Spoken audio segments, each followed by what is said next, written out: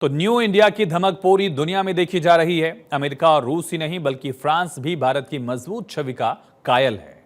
इसकी झलक 30 सितंबर और 1 अक्टूबर को दिखेगी भी।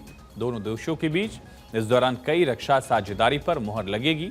भारत और फ्रांस के बीच रणनीतिक संवाद 30 सितंबर को शुरू होगा और फ्रांस के राष्ट्रपति इमैनुअल मैक्रों इसी साल जनवरी में भारत आए थे।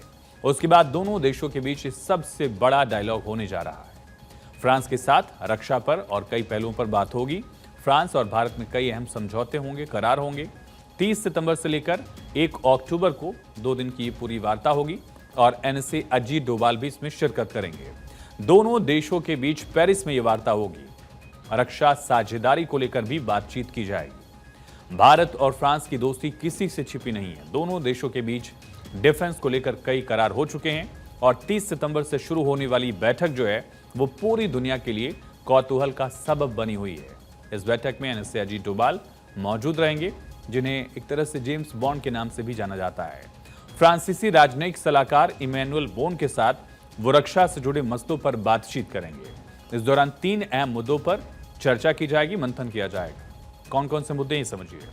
दरअसल न्यूक्लियर सबमरीन के निर्माण में सहयोग को लेकर बातचीत होगी।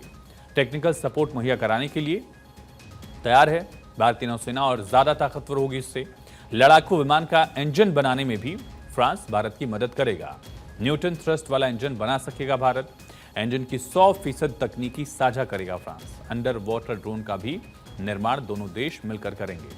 और फ्रांस एक ऐसा मुल्क रहा है जो कभी भी तकनीकी साझा करने में हिचकता नहीं है। भारत के साथ रिश्ते इस तरह से रहे हैं और कई बार जब न्यूक्लियर टेस्ट किए गए थे उस वक्त तमाम देशों ने पाबंदियां लगाई थी, तो फ्रांस ने कुछ वक्त बाद ही भारत की मदद को एक तरह से वो तैयार हो गया था। इसी लिहाज से बेहद पुराने रिश्ते और अच्छे रिश्ते भारत और फ्रांस के बीच हैं।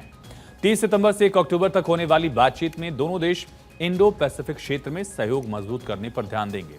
ध्यान रहे कि इंडो पैसिफिक को लेकर चर्चा क्वाड में भी हुई है। इसके अलावा मध्य पूर्व यानी कि जो मिडिल ईस्ट का पूरा हिस्सा है, जहां संघर्ष के कारण लाल सागर में हूती विद्रोहियों द्वारा जहाजों पर हमला किया जा रहा है, इसको लेकर भी दोनों देशों के बीच बातचीत होने की संभावना है, क्योंकि इससे पूरा जो ट्रेड रूट है वो डिस्टर्ब हो गया है। ईरान हूती विद्रोहियों को लगातार बैकअप देता है, उनको सपोर्ट करता है और मिडिल ईस्ट में और भी कई सारे देश इस समय युद्ध की स्थिति में है। इजराइल गाजा का युद्ध, इजराइल वर्सेस लेबनान का युद्ध और इजराइल वर्सेस ईरान भी एक युद्ध जैसी स्थिति में भी ये दोनों मुल्क हैं। पूरा मिडिल ईस्ट जो है इस समय अस्थिरता से गुजर रहा है। इसको लेकर भी यहाँ बातचीत हो सकती है। भारत मध्य पूर्व आर्थिक गलियारे में भी फ्रांस ने अपनी रुचि दिखाई है। इसको लेकर भी यहाँ चर्चा होने की पूरी उम्मीद है।